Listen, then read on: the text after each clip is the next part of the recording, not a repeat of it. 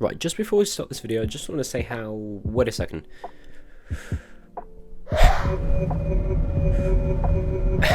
Right, I just want to say how surprised I am that the last video did so well, so thank you.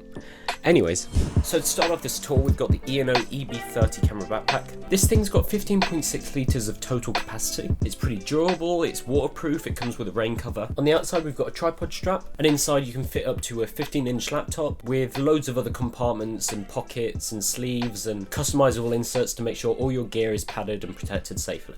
So, opening up this backpack, the first compartment you'll see is this big empty one, and that's because we're currently recording on the thing that's in there, which is the 5D Mark II with 24-105mm f4 lens. Now both of these items are really new kit for me. I mean, the lens is literally what I got in the last video. But talking about the camera, it's a 21 megapixel full frame sensor, which can shoot 1080-30 video. I mean, yes, the entire kit's pretty heavy, but it's a good camera for what it is. My only gripe with this and the other camera that I've got in my bag is that they both don't have flip out screens. So when I'm having to vlog like this, actually, I'll just show you. So when I'm having to vlog like this, I've got this little zoom recorder here. I've got the 5D Mark II with the 24-105mm f4 lens. And then I've just got an old TV that's getting the feed from this over to here so that I can sort of view what's in the frame at the time. It's a decent setup, but obviously it's not practical for, let's say, vlogging or stuff like that, because you see, if I'm like this, how am I supposed to see what's on the screen? I'm just having to guess if I'm in frame or not, which it does work, but it's probably not practical in the long term. But moving down from that compartment, at the bottom of the bag, we've got the 1300D with the 18-55mm f3.5 to 5.6 lens. This was my first ever proper DSLR that I got. It's been in my arsenal for around 2 years now, and it's a APS-C 18 megapixel sensor. Again, 1080-30 video, but this one has Wi-Fi control because it's slightly newer than this 5D Mark II, meaning when I'm out on shoots, I can transfer the photos and edit them quickly if I need to, because as you'll learn later, I don't have a laptop with me and everything has to be edited on that big PC over there. So if I'm out and I want to get photos out really quickly, I do have the option to, and the Wi-Fi feature's pretty good. And I still take this camera out for shoots. You know, I'm usually rocking this setup. Before I had the lens, I had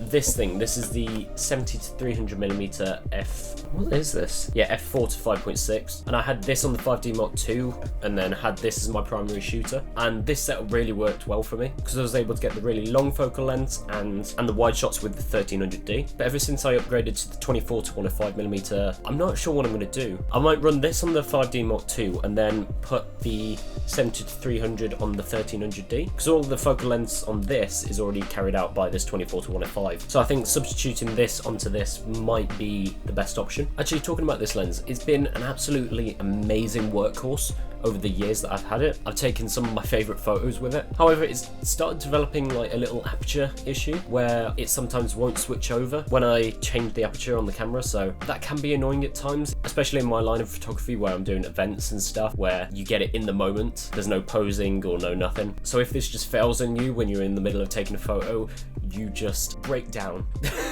So yeah, it's an amazing lens, but it's not too reliable. Now just down from that, I've got the Surfola action camera. This is the cheap Amazon 50 quid like action camera that I've got mounted to this hot shoe plate, so I can just, when I'm out on shoots, just slide this on top of the camera like this, position it upwards, and then this will be able to video whatever I'm taking photos of, so I can make like a little video out of it or something. I'm hoping to use it more for this channel, but I haven't got around to filming anything with it yet. I did go out and shoot a Remembrance Sunday parade, however I don't know if I'm really gonna post that video, we'll see. Again, going down from there, we got the two lens caps. So we got the one for the camera and we got the one for the lens. Now these live snugly on each other, so they're pretty compact, and then cord around them are these two cables. So I've got on one of them the 1300D dummy battery, which is useful, well, was useful when I was recording videos with it. I'm currently doing it with the 5D Mark II, so I'm not sure how useful this is anymore. And then on the other side we've got another lens cap, and we've got this control cable.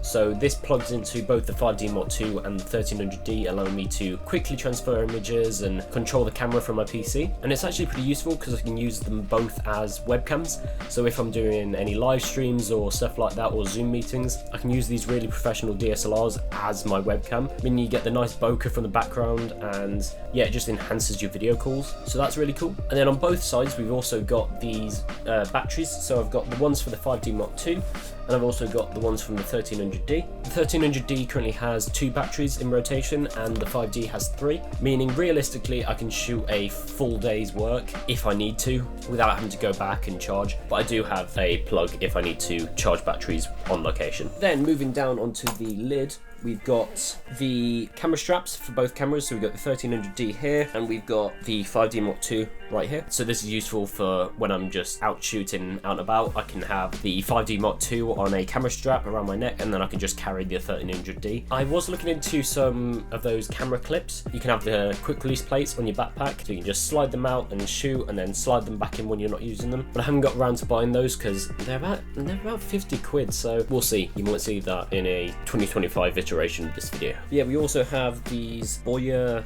Lapel microphone. It's all right. It works if you need it to, but I don't tend to use it that often. Actually, I don't use it at all. Yeah, it's pretty bad. I got this when I didn't know anything about audio quality, and yeah, it's bad. It's bad. And then finally in the pocket, we also have this Ugreen SD card reader, so it can do CFS Express, normal SD cards, the little TF cards, and MS. I'm not sure what that means. I've never had to use those kind of cards before. I'm probably gonna get screamed at in the comments. If you're liking this video, by the way, subscribe and like the video. Just give me a comment of gear recommendations, because obviously this gear isn't like the end all be all kind of gear. And if you see something that I don't have in my arsenal, or something you might think I need to upgrade, please leave a comment. Please tell me, because yeah, it'd be really useful for myself, my photography, and might help give other people suggestions for their own gear. So that's about it for that pocket. And then finally at the top we have this little SD card pocket, which is very nice. In here we've got an additional 16GB CF Express card, a 32GB SanDisk Extreme SD card, and usually I'd have a SanDisk Extreme 16GB card in there, but that's currently recording with the zoom, so obviously that's not in there right now. And like I said earlier, this also has space for a 15-inch laptop, but obviously laptops are pretty expensive, so for now I'm just keeping everything on my PC, and I come back and edit the photos. A laptop might be nice, but I do not have the budget for it right now. So yeah, that's pretty much everything in my backpack. This is what I take out to events, to concerts, to wherever I'm going really, because I like to have my camera around to take photos. You know that one guy in the friend group who always has the camera and who was always taking the group photos? Yeah, that's me. So yeah, hope you enjoyed the video. Hopefully it gave you some inspirations for your own backpack, and if you've got any recommendations, please leave them in the comments. Like the video, subscribe, and I shall see you in the next video. Where's my lens cap? Oh yeah, in my camera backpack. Bye bye.